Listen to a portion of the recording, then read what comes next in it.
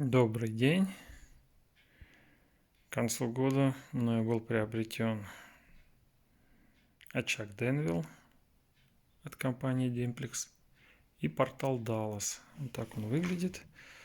Так как данный очаг не комплектуется звуком потрескивания огня, то мною для решения этого вопроса был заказан и приобретен комплект, состоящий из звукового колонка, выдающая звук, розетка и кнопка включения. При монтаже встал вопрос, как аккуратно и грамотно спрятать кнопку включения и отключения, дабы не портить фасад данного портала. Решение было найдено следующее. Разъединяем кнопки и саму колонку через обрезание шнура питания.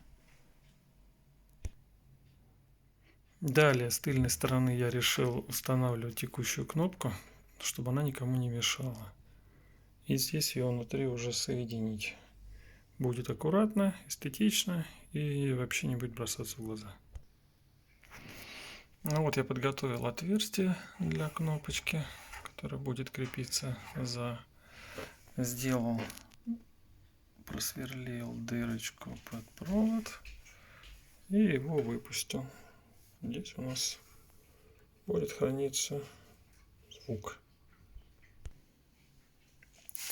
Кнопка установлена.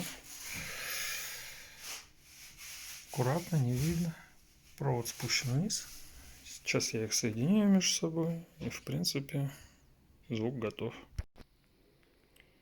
Ну и завершающая стадия. Звук подсоединили. Включили в розетку. Так же как и сам камин. Зажгли.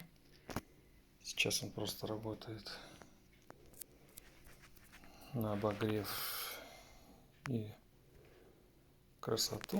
А мы сейчас включим обыкновенным нажатием клавиши.